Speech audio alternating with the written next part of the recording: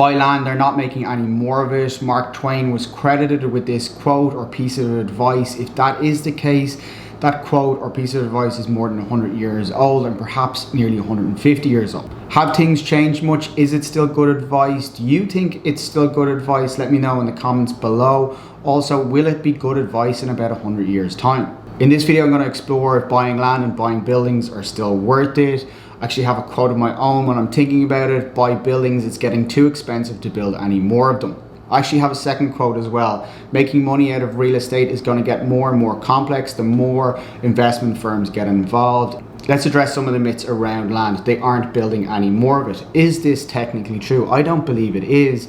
You have China fighting over new islands in the Pacific Ocean. Cities all over the world have reclaimed land from the sea to increase their land mass. This has happened in Dubai, where they've created new islands. China, they have created whole airports on the sea.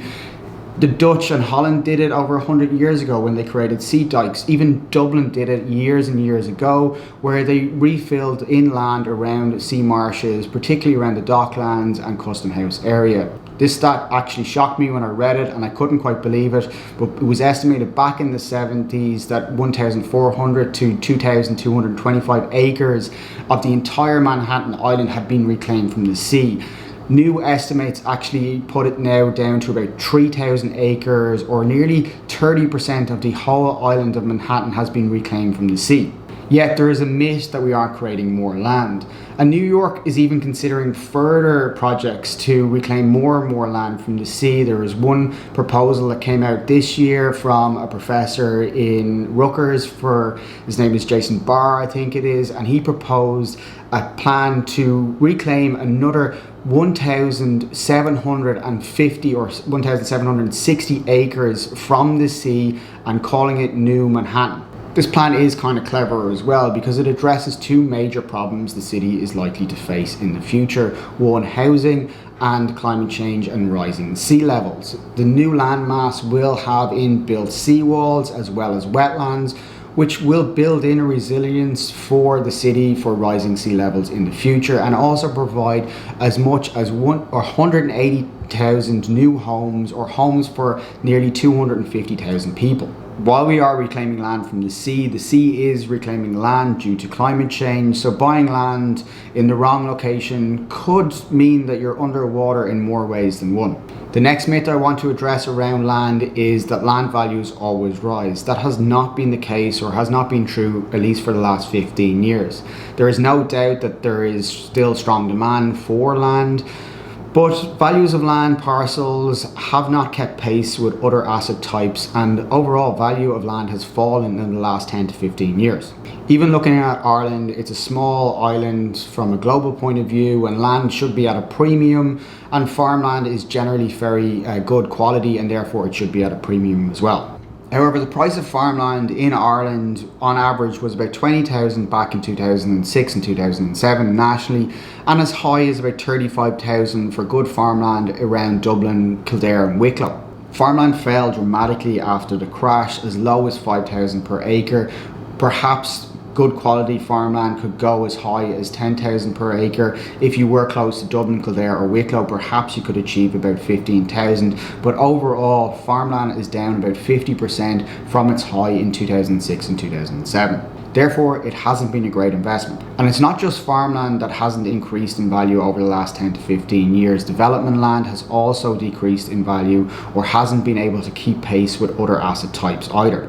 This might surprise a lot of people, because there's always news reports or articles suggesting that certain development sites have been acquired for X million, say 1 or 2 million, and then sold 2-3 years later for say 10 or 15 million. But these increases generally aren't down to market forces, and most of the cases these increases are down to asset management of the site, i.e. someone has got planning permission, someone has got increased density, or changed the zoning, or changed the use of the property, or perhaps it was part of a larger site assembly and they have unlocked the development potential of that site. So the increase in value has largely been down to asset management, not actual market forces.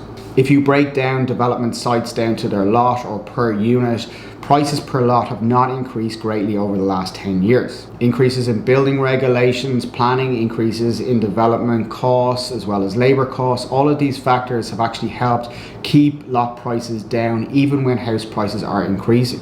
This brings me back onto building and onto properties, and should you look at buildings and properties. It goes back to my original point that started this video, that buying buildings or buying real estate now, because it's getting too expensive to build any more of them. And it's not just getting too expensive, planning permissions are getting harder, building regs are getting harder and more complex, construction material is getting scarcer and harder to source, as well as more costly. Transport costs are also going up, which is increasing construction costs. Construction labor costs are all going up, and all of these factors are making it more and more difficult to bring on new stock, hence why existing stock will become more and more valuable.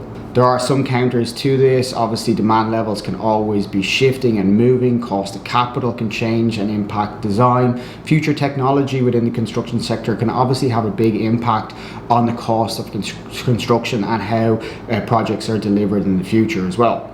But weighing up all of these factors, right now I see buying existing properties in well-located areas a far safer investment than buying land. I actually see buying land at the moment could be a very risky investment unless you're someone like Bill Gates who can buy huge tracts of land. But buying land holdings and holding onto them for a number of years in the hope that values could increase would be, in my mind, very risky for a number of different reasons. One, land values have not increased greatly over the last 10 to 15 years, and generally speaking, land has tracked quite badly against other asset types. At the moment, land values generally only increase if you can provide greater access, change your use to a more valuable use, or increase the density. Construction cost increases are eating away home value increases, and the lot price per unit hasn't increased or hasn't kept pace with home values increasing either. Things like water rights, providing fertile land, may become far more costly in the future with global warming, and land may dry up and become far less valuable. Transport is becoming more costly and farm locations matter more. Technology around city farmings, rooftop farms, warehouse farms, all located close to the city, are improving all the time. With all of these factors in play, it is likely that farming will get more expensive and therefore land values won't increase.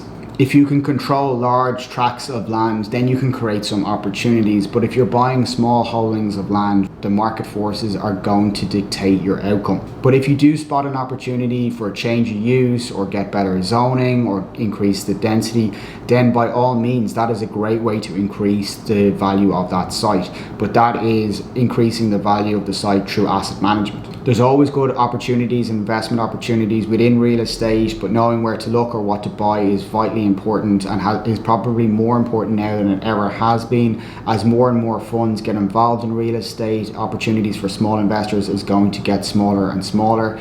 Opportunities to make more profit is going to get more limited. But hopefully by watching some of these videos, you can learn more about investing in real estate. Please give this video a like, subscribe to the channel. There is more details in the description below. As always, thanks for watching.